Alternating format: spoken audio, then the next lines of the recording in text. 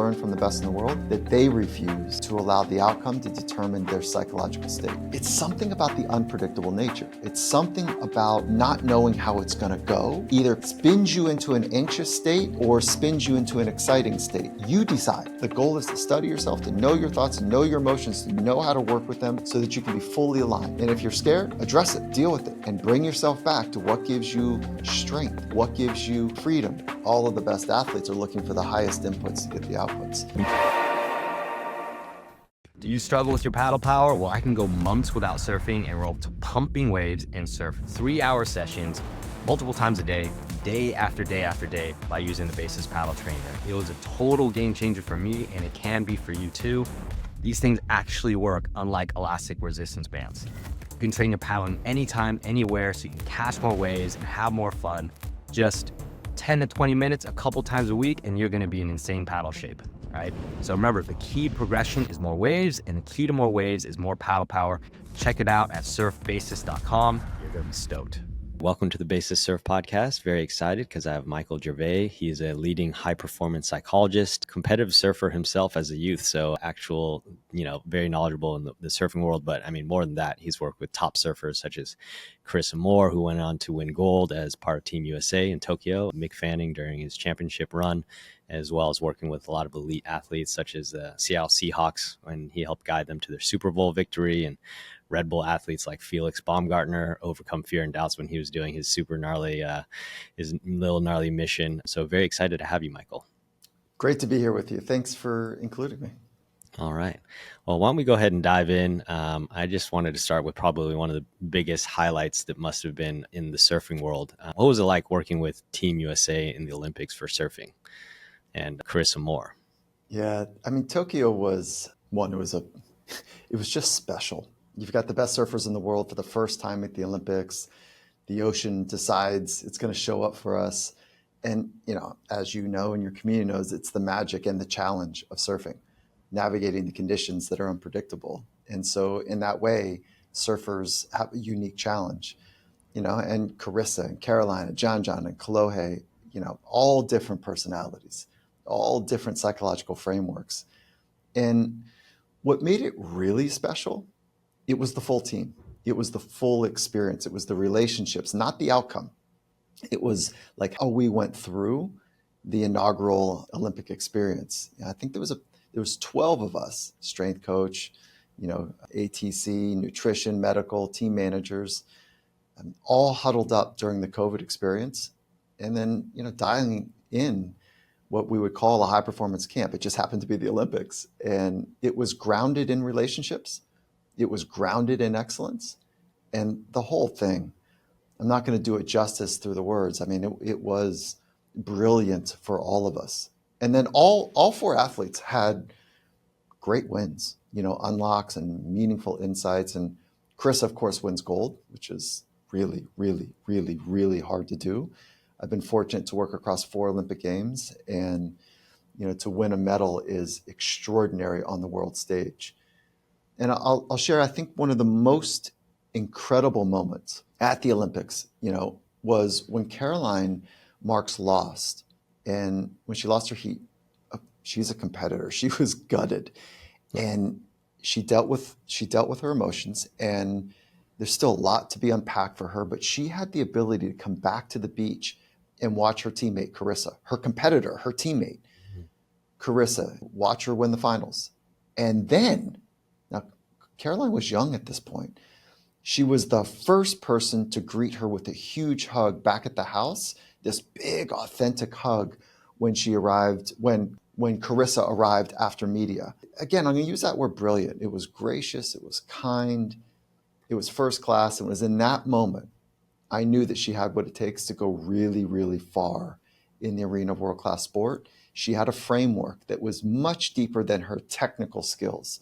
She had a psychological framework to be there, to deal with her difficult emotions and kind of move them to the side slightly to be a great partner to somebody who just won gold. And I'll just kind of leave us with this opening gambit here, is that the Olympics are for big emotions. And if you're not properly equipped to working with your emotions, the Olympics and world championships as well, it just spits people out. It's Okay. like the emotions are so big, and what people don't always see is the intense psychological training. In this case, at the Olympics, all four athletes did to stay grounded, to stay connected to in one of the most unpredictable environments. Yeah. Wow, I find that really fascinating that your key highlight from that whole experience was actually failure. It's somebody failing and then coming back from it and being able to remain open and grounded and be able to move past it very quickly, as opposed to, you know, Carissa obviously winning gold. Maybe that's the easier one, but yeah, you're right. It must be even harder to deal with failure in such a productive kind of way. You know, that is like the rite of passage for people that are committed to mastery of craft and mastery of self, is like really, really, really understanding how to work on the things that are invisible. And 20 years ago and before, we called them soft skills. There's nothing soft about them. They're really hard to manage. Feelings, emotions, thoughts, they're very, very difficult to do. And that's why, people don't always see the intense psychological training that, these athletes invest in. You can't control a typhoon, which we had. You can't control the unpredictable, messy surf that comes with it. Their job is to build the mental frameworks. It's a fancy phrase for like the ways of thinking, the ways of breathing, the ways of being, so that when you're tasked to meet the demands of a moment, we have the psychological skills to adapt, to trust ourselves. And that's the thing about surfing. It's not like it's a court or, like a field that has dimensions that are fixed. It's you're bored, the ever-changing ocean, and not to be cliche, but it is one of the greatest forcing functions to be fully present. And I do think I do think surfers, maybe psychologists too, are better at being present than many other athletes. There's a slight advantage, not a dramatic advantage, but a slight advantage, because to get good at surfing, you're trying to get good at something that's always changing underfoot. Whereas in basketball, the wood's the same, the hoop's the same. The configuration of the people are different, but the skills are mechanically the same. So anyways, I'll Yeah. stop there. Interesting. So what are some of those frameworks that you use, that allowed Caroline Marks to bounce back so quickly? And just on that, I just interviewed Barton Lynch, and he talked about how to be at the top levels of surfing, you're just failing 99% of the time, even to get one win. Because he was talking about Conor O'Leary, going throughout his entire career, never winning a single event until he just won at J-Bay. So that's just failure after failure after failure after failure. And to continue to believe in yourself, even after years on tour and just facing failure over and over again, like, how do you come back from that? Because that can, I'm sure, can really, become this insidious thing in the back of your head where you're like, do I have what it takes? Like, am I good enough? Those thoughts of doubt must be constantly present, and the data just accumulates, gets bigger and bigger, thinking that, that supports the argument that you're not good enough. And I'm sure every level of surfer has those thoughts. So what is the framework that allows you to let go of that? Yeah, it's a good question. And what I'll point to is, yes, you need a framework, because if you don't define success and failure, then the world will define it for you. And most people reflexively look at the scoreboard or heats won and loss to determine failure or success. That's too simple. That's not how it works. Like the most extraordinary competitors, they have a vision in their mind. They use their imagination to see something that is a future that's compelling, a brilliant tomorrow. And they're working towards that. And it's usually not them standing on a podium. That's cool. That's cool. Like, winning pays the bills. Winning it's fun. But if I were to make a deal, and I present this to most of the athletes I work with, if I were to make you a deal for the rest of your life, you win every competition you enter, do you sign that contract or not? And the glib is like, yeah, great. And then the double click is like, nah, man, that'd be whack. That'd be a really boring way to go through life, knowing that everything the Midas touch, everything you touch turns to gold. It's something about the unpredictable nature. It's something about not knowing how it's going to go either spins you into an anxious state or spins you into an exciting state. You decide. It's not the conditions that determine if you are going to have an anxious response or an exciting response. But if you take away the option for anxiety or excitement, you're left with like mundane. None of us, especially in surfing community, want to live a mundane, average, kind of way of living. So the framework requires you to define success and failure. Failure for me is not losing. Failure is the inability or the unwillingness to go for it. So for me, failure is when I'm paddling into something and that slight hesitation that we all know, right? It's the inability or unwillingness to step out to the edge. To me, that's failure because I haven't done the internal work to fully trust myself, to commit. So what is success? That can take a lot of different forms as well. So just defining some key terms, I think, is important. And I refuse, because I've learned from the best in the world, that they refuse to allow the outcome to determine their psychological state. So your example was like, oh, I didn't win. Boy, maybe I don't have it. That's not how it works. I didn't win. Man, there's a lot for me to learn. Wow. Okay. You know what? I didn't trust myself. I gave away this wave. My tactic was wrong. I read it when I was taking off, I read this wave to be an 8, and all I needed was like, a 7. So this is my wave. And, I misread it. So there's so many, and that's something that guys and gals on tour are really skilled at, predicting what a wave could be. And so there's so much to learn. And if you can stay on that front foot, like, where's the thing to unlock for me here? That's the commitment to mastery, as opposed to the more metallic ambition, which is to have a medal or hoist a trophy or stand on the top box. Those are all metallic. There's a different curvature to mastery. And true masters of craft do not let the external conditions dictate their internal experience. So what you're saying is so true. And I guess it's like good in theory in a lot of ways, but the hard work, I would imagine, is like, because it's almost like you're suggesting, and I completely agree with this, that you need to like shift your values. Because let's imagine you're like a young surfer, you're coming up, and your metric for success is like wins, right? So much of your value is attached to getting these results. Because if you don't get those results, you're not even going to make it onto tour. You're not going to get paid from your sponsors.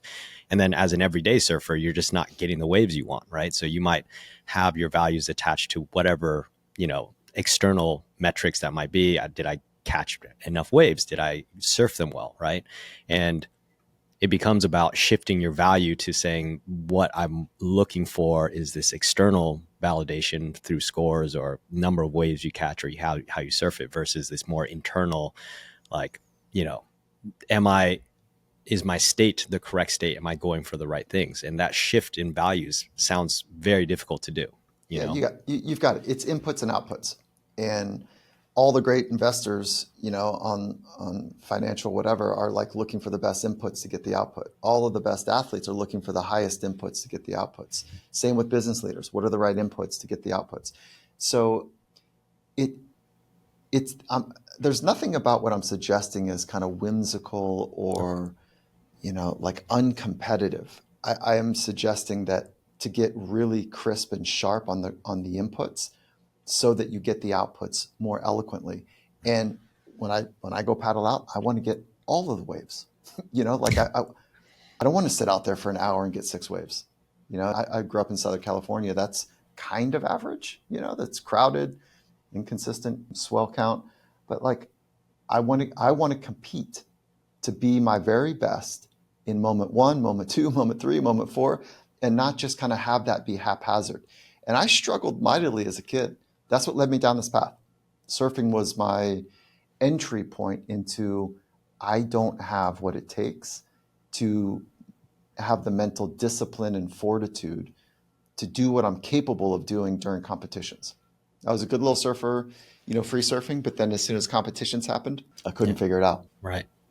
Well, I guess you're so right, focusing on the right inputs, but it's almost like, so, I read your book and I highly recommend it to everyone. Right. Oh, and thank you. one of the central concepts, I had it on pre-order as soon as like you announced that it was gonna release, and I was definitely not disappointed. And because what it speaks to, is this fear of other people's opinion and how you overcome that. And you talk about this, because this fear of other people's opinion is this genetically evolutionary hardwired fear that we have, and it's like, it's so difficult to overcome something that's like that ingrained in us, and so like that process of reprogramming these values that we have, like caring about other people versus caring about what we want to achieve, it's such a hard thing to do.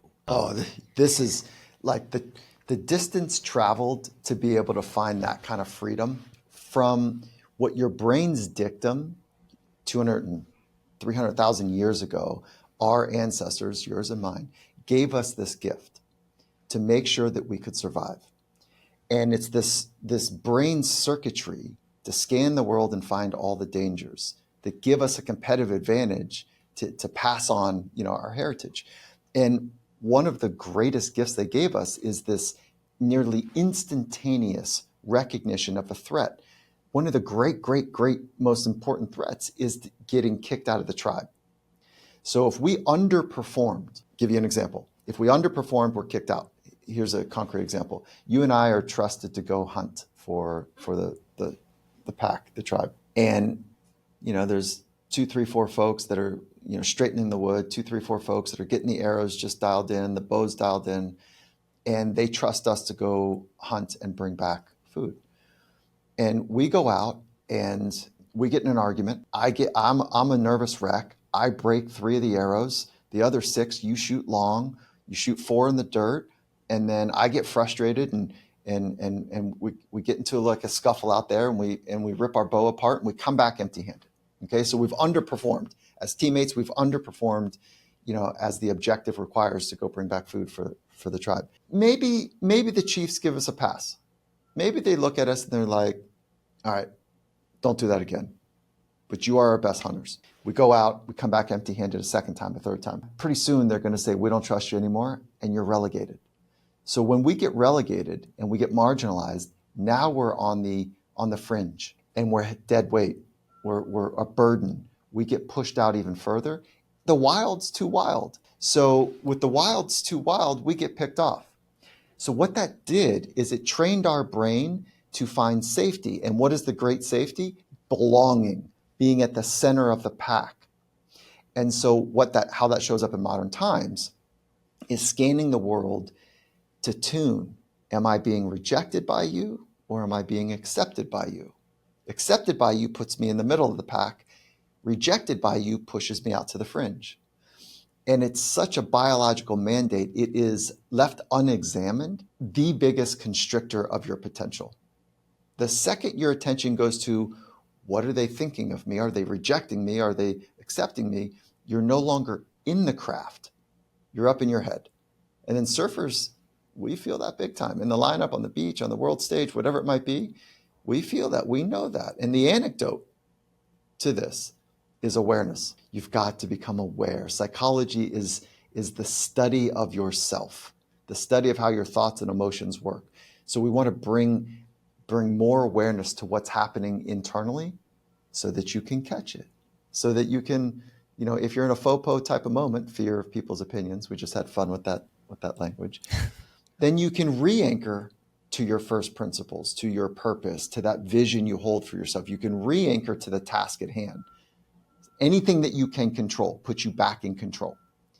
And, your job is to do the thing that you came to do, not to manage other people's opinions. I mean, it sounds so easy, right? Right. But that's where all the psychological skills training pays dividends. There's only 3 things that we can train. We can train our technical skills, we can train our physical body, and we can train our mental skills, craft, body, and mind.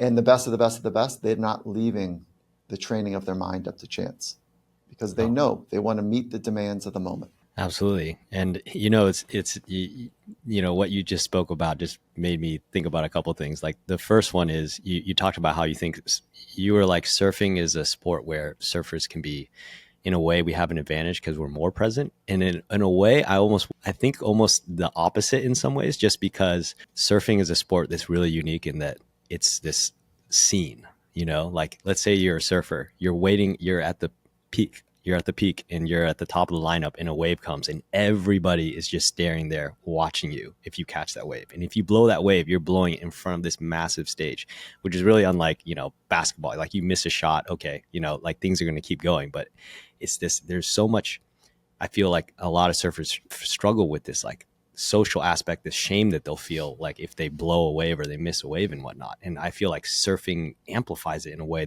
where it doesn't happen with other sports. So I'm sure you're coming at it from a different perspective. You can sink into the moment, but I'm glad that you're bringing this up, because what you just described is actually, I think, part and parcel of all sport. On the free throw line, quarterback dropping back, rowing, whatever it might be. Like there's people watching, and when you're aware of what they might be thinking about you doing the thing, it's like you're operating under a strobe light. It's like black, white, and like you can't really focus and seamlessly keep the light of the strobe light on because there's this distraction pulling you away from the moment.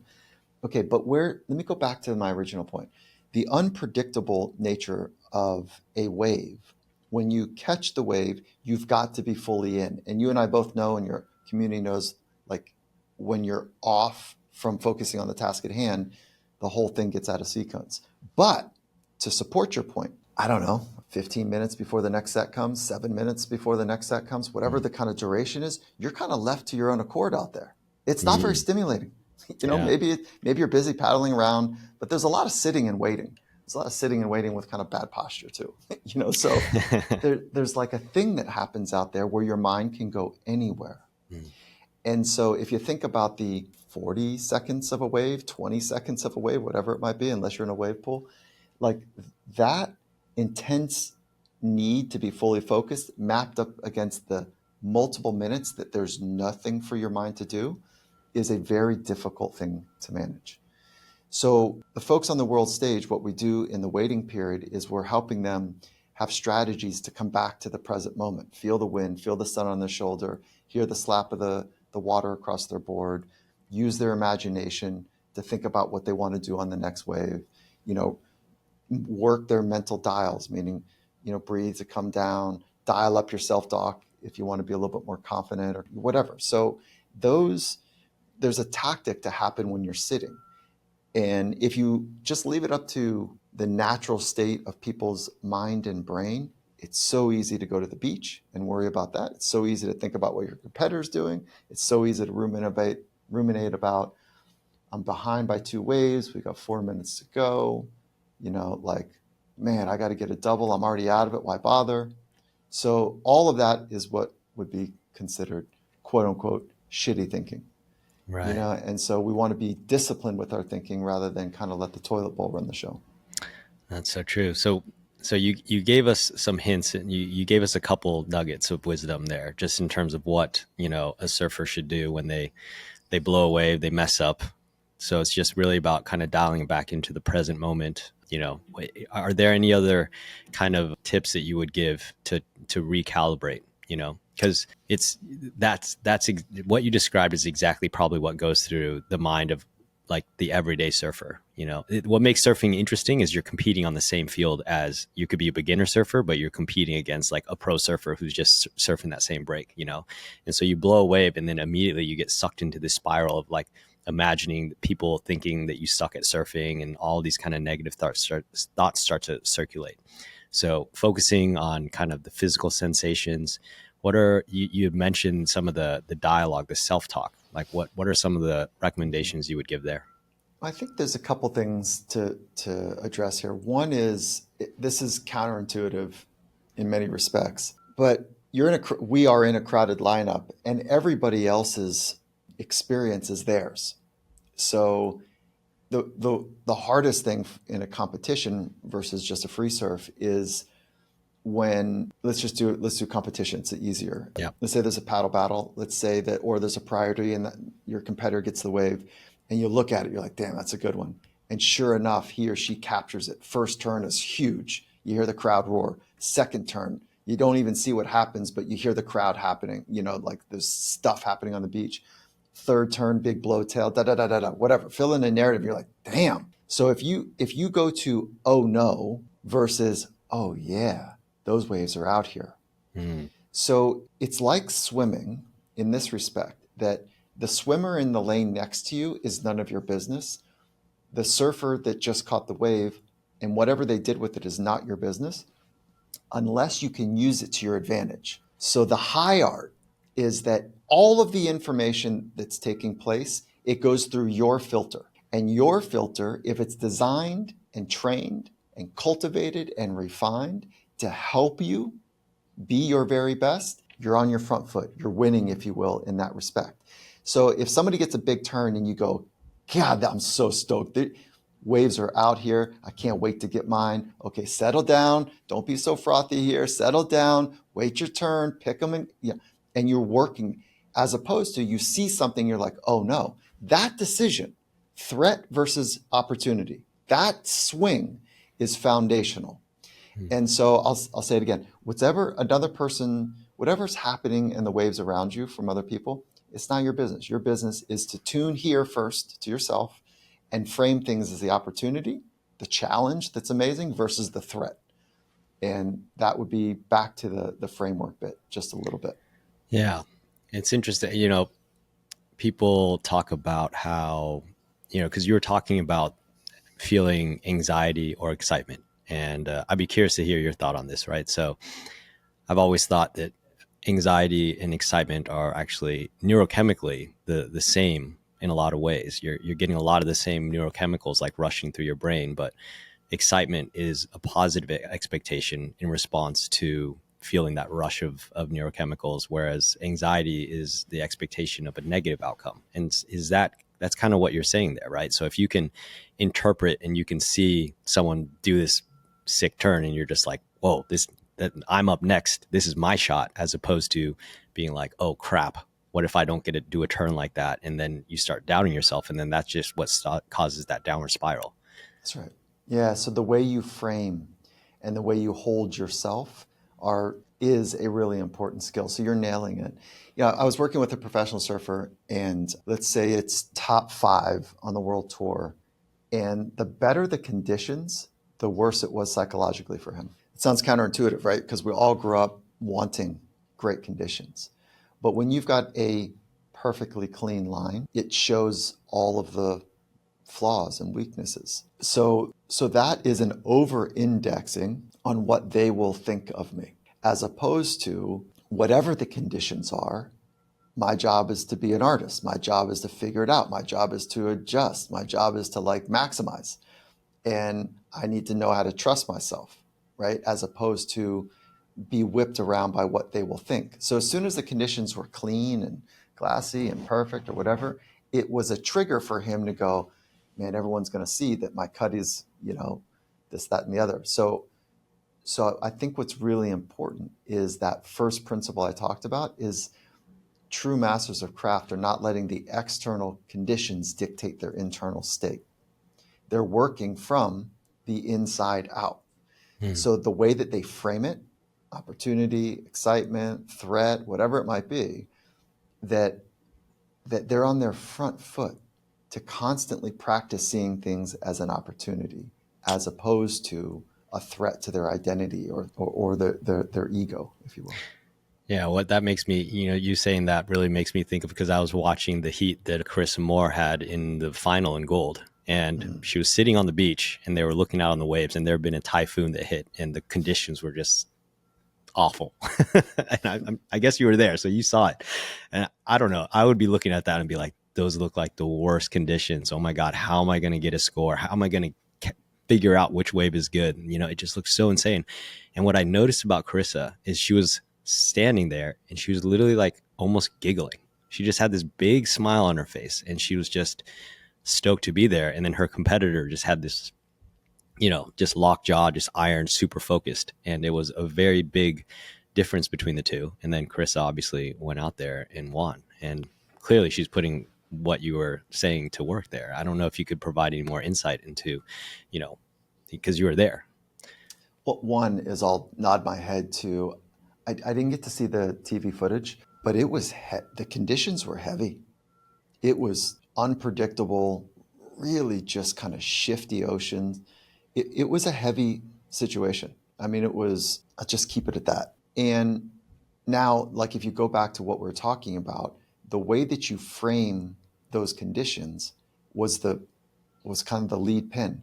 If you're framing it, oh man, I'm not built for this kind of stuff. I haven't surfed these kind of waves. Like, no, last time I had something like this, I broke my board. I was out there kind of panicky. There was men and women, there was athletes out there that were clearly up in that panic zone. Like it's not like it was chopu, like that kind of stuff, but it was just messy. And okay, so framing matters. Now, how do you frame it? There's like the basic frame I just talked about, but the real framing is it for it to be really credible. So, okay, I'm supposed to say this is an opportunity, but man, I don't know. So like it's a quick second hit, if you will, if you're not real about it. So the work that we do well in advance is like, what gives you the right to look at this messy, heavy stuff and say, let's go? What are all the experiences in your life, whether it's surfing and not, that give you the right to say, I do heavy stuff? Bring it. Whatever this is, I meet the demands, I meet the challenge. What in your life gives you the right to say that, to feel that? So we do all this indexing ahead of time, all of the micro traumas, the traumas, the real stuff that you face down outside of the ocean and inside the ocean that give you the right to look at something and be like, bring it, let's go. I'm built for this stuff.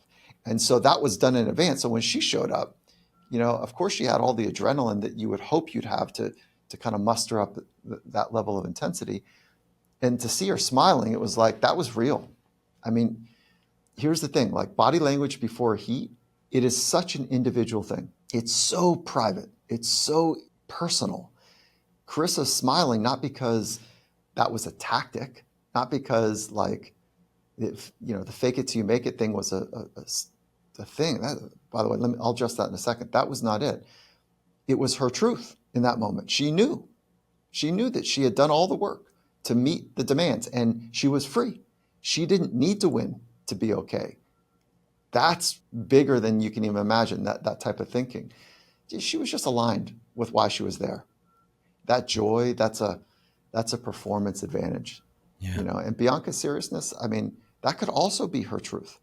I don't know, Right. There's no right face to wear before a competition. What matters is alignment. What matters is like, let me just hit this fake it till you make it thing for a second.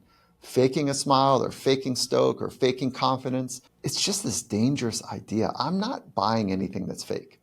I mean, who wants fake anything? You don't want your surgeon to be fake. You don't want your tattoo artist to be fake. You don't want your partner to be fake, but somehow we think it's okay for us to be fake.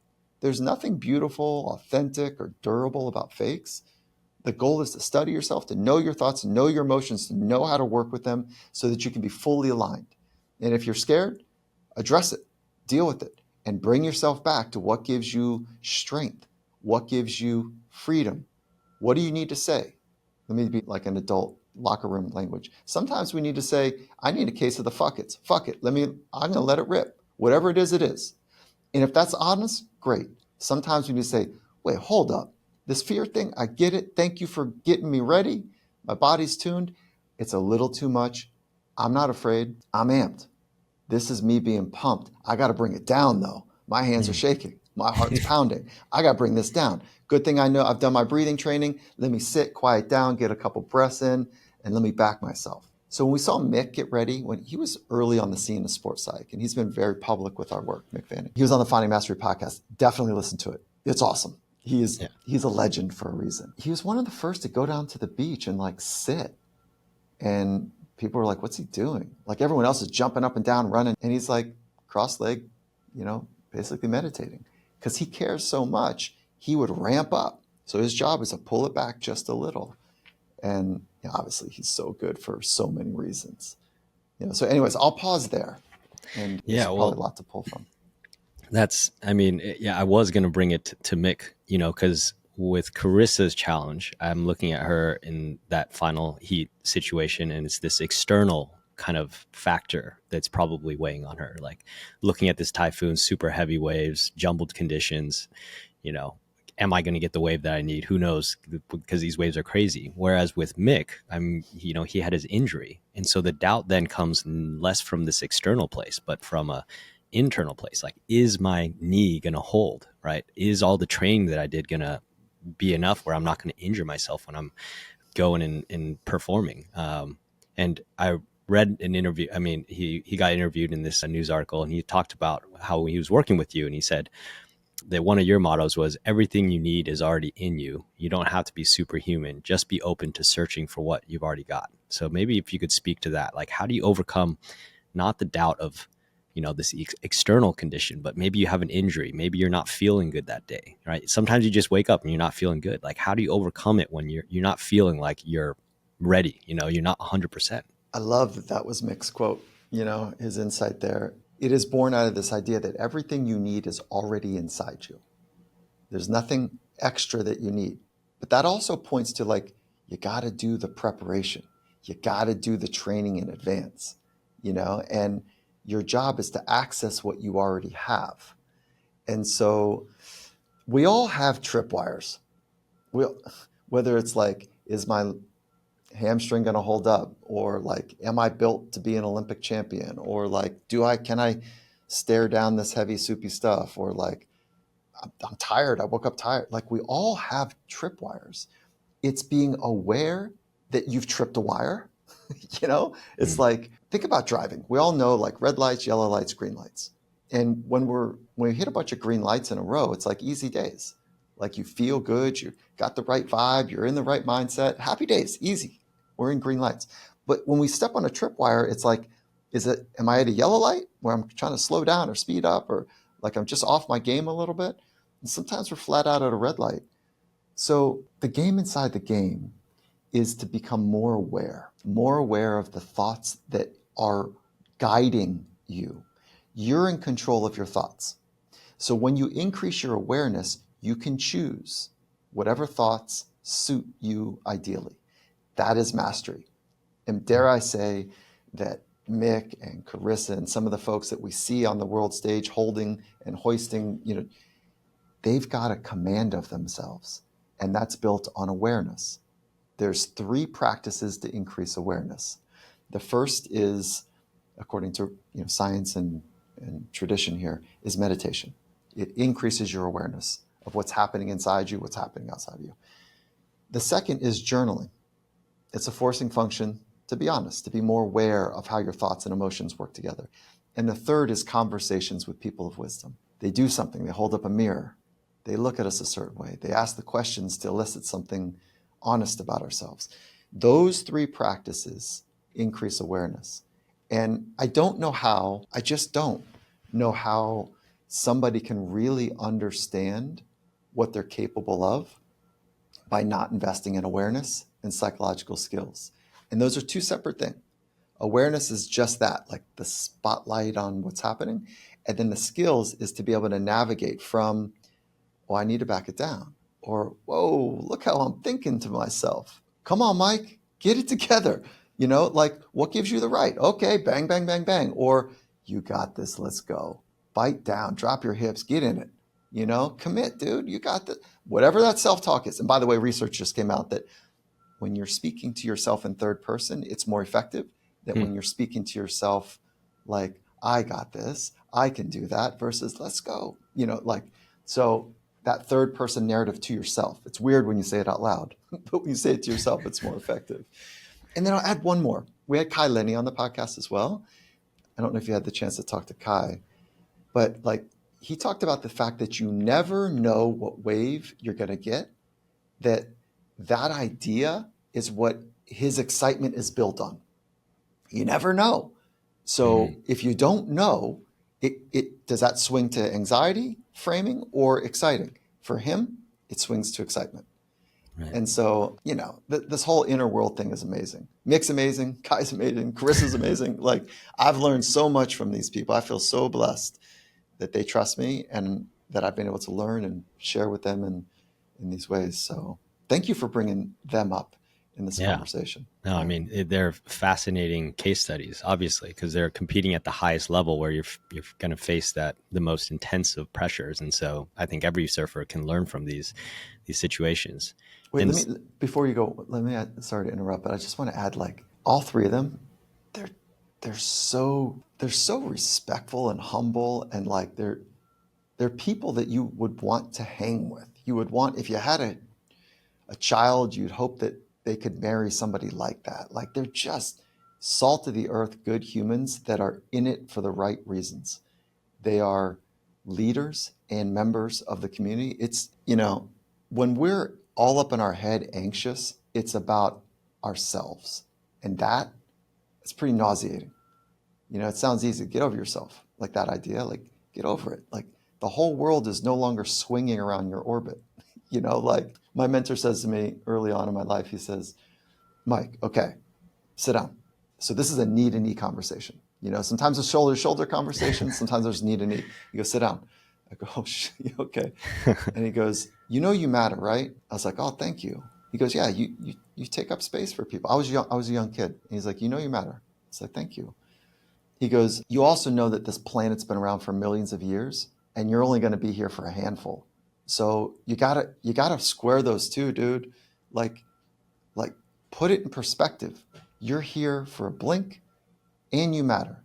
Can you hold both of those things together? You're part of something bigger. And if you don't feel that, you'll always be out of whack. And it settles me down even thinking about it now. Being part of a tribe rather than just being the one that I falsely think, that everyone's paying attention to me. Professor Gilovich did a really cool study where he found that, and this was in the book, you'll remember his research, that people think that others are paying attention to us, but they're actually not. Like, grandma said it. She's like, oh, get over it, sweetie. Like, people aren't thinking about themselves, or they're not thinking about them. People are not thinking about you. They're thinking about themselves. According to research, she was right. So, that's what I think. That's what I think is so interesting, because there's this dichotomy. On the one hand, we have this spotlight effect because our egos are so massive, right? And so this is the reason why we have this fear of other people, because we think they're paying attention to us. So much of it is just letting go, and people actually aren't thinking about us. You cited that one study where I think students went into a classroom and they had to wear a funny shirt, and they all thought everybody noticed, but no one even remembered it. Like the Barry Manilow shirt. Yeah, yeah, exactly. Yeah. So on the one hand, you need to not care about other people and let go of this idea that somehow you're really important, right? So that means almost like letting go of and not caring about the tribe. Oh, I like that you're bringing this up. So this is tricky now. It's not caring. We need, especially right now, we need more people to be caring. Right. So it's not a callousness for the most part. Sometimes, like I said earlier, sometimes you got to say, quote unquote, okay, fuck it. Right. Okay, and there's a little callousness to that competitive kind of thing. Remind me to come back to the word competition or competitor. But what I'm pointing to is to stop worrying. It's the excessive worry. A little bit of worry is cool. It keeps us alive. It keeps us tuned. It's the excessive worry that is problematic. It's the excessive worry that becomes the most important aim of our attention versus tuning into what's ever happening now. So I'm glad you brought up the caring versus worrying. To me, it's not a thin line, but there's a difference between those two.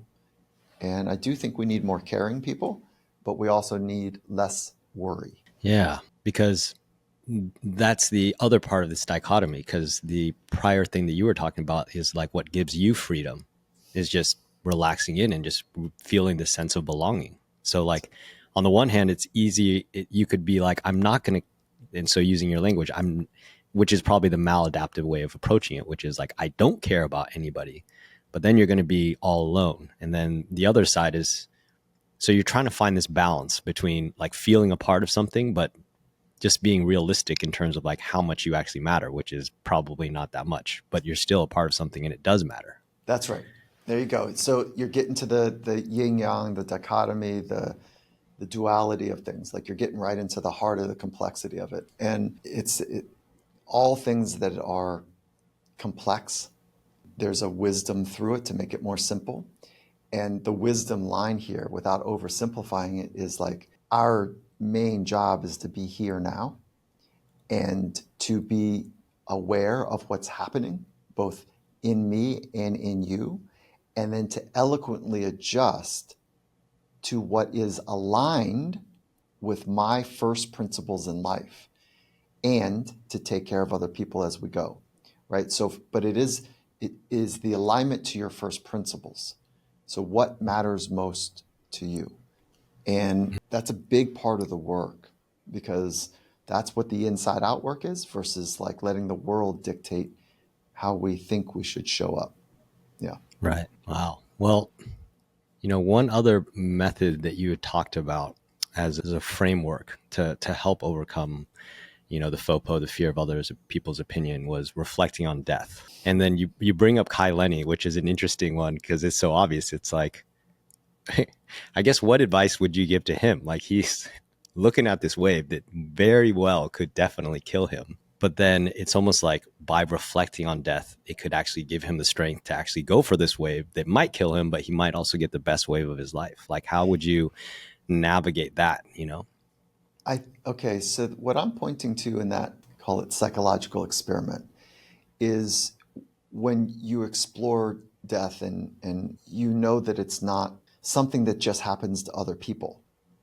Like, you're going to die and I'm going to die. This will likely be, unless we make a real effort because of our geographic challenges, this likely could be the last time we know each other, speak to each other, unless we make effort for it. So it's the fragility. It's pointing to the fragility. We don't know how much time we have. And so what that does, it becomes this forcing function to say, well, how do I want to spend my time? And I'll make something up for Kai, just because, he's such an emblem for living life to the fullest. I would imagine that Kai has, and I think he said something to this on the podcast, to the effect that, like, I don't know when the next wave is going to come. I don't know when my life's going to end, that type of idea. So I know what I do want to feel and how I want to design my life. So I just need to be disciplined with making sure that when those moments are there, I'm in it. And I'm not doing what the brain wants me to do, which is just find safety. The brain wants you to hesitate at the top of for me, there's an imaginary line, like above 12 feet, it's like, it's all business, more nowadays I'm 50, it's more like probably 8 feet, like it's an imaginary line where it's business to the play, right? So the brain wants you to hesitate and pull back and pick a more ideal wave. But our mind, when we're tuned, drives the brain. But the mind, the software, if you will, is the mind, and the hardware is the brain. You need to invest in the software. And that's what he's doing. He's saying, right, I don't know if I'll get another chance. My brain's saying, pull back. I know, though, that I need to put myself right in the crosshairs of this most risky part of a thing. Dropping in is, it's certainly waves of consequences. That and the bottom turn are like where all the risk is. So he needs to put himself there to get the experiences that he's training for. So I think this idea of like examining and honestly feeling the fragility of life helps us to be just a little more present. And, I don't want to die, but I am more afraid of living a life that is very mundane. I'm more afraid of living a life that doesn't matter to the lives of others. I'm more afraid of like being selfish and sucking from the world rather than the feelings of giving to it and being part and belonging to something greater. So that's what happens when I examine the fragility of my life, is that I can easily be selfish. I can easily kind of let the brain win, which is just to do all the things that are pretty safe. But that's not how I want to do it. That's not how I want to do it at all. So anyways, I think it's a worthwhile experiment. And it takes time to actually move past the intellectual part of our conversation and have it being fully embodied. That takes time under tension. That takes maybe years to do. And those are the ones we love, the ones that are like, they get it and they're vibrant, like they laugh like with abandonment. They put themselves in like awesome situations that are super tricky, but they navigate it skillfully. They make eye contact because they don't know if they'll get it again with each other. They hug deeply. Those are the ones. Those are ones that change people and change rooms. Wow. That's beautiful. That just sounds like the way you should live your life. If only it were so easy. If it were only so easy. Yeah, but we've got everyone's highlight reels that we're competing against, like it's crazy making. Exactly. So it sounds like, I mean, this is just the work that you need to do almost on a daily basis. Like there's no magic bullet. There's no hack where immediately you're just going to be like, well, I'm not going to listen to those thoughts, because you're always going to have these thoughts. But it's that work, that daily work of, okay, I'm aware of this thought and I'm going to let it go because it's not productive. And I'm going to focus instead on my values and what's really meaningful to me. Or simple, like sometimes the thought comes up and you're like, glad I caught it, not now, and you're like, you just come back to like the task at hand. Come back to listening, like for me, like listening to your question, and like rather than trying to get ahead of it or whatever. So like just come back to the task at hand. Sometimes that if that seems too tricky, you come back to a breath. Or sometimes you come back to a set of a framing. Wait, hold on. I'm supposed to think about this exciting, but I'm scared. And you come and you have a little conversation with yourself, So yeah, that's it. Wow. All right. Well, we're coming up towards the end. This was, oh my God, this was probably one of my favorite conversations that I've had. Is there anything else you would leave to the listeners? Any advice you would maybe give to yourself when you were younger? And ultimately, how should people find out more about you and your work? Okay, thank you. 2 things. You're onto something. I can hear it in the way you're asking questions. So I think your community is getting a great gift by the way that you're asking questions. Like you're a student. I feel like I'm a student. Like there's a student nature to what you're trying to learn. It's refreshing. It feels right. And so thank you for creating that experience for both of us. The leaving thought is like, when I was younger, I was scared. I was an anxious kid. I had lots of anxiety. And I wish that I just would have known a little bit. No, just a little bit. I didn't know this at all. I just wish I would have known just a little bit. It's going to be fine. Like you figure shit out, like you figure stuff out. But I didn't know that.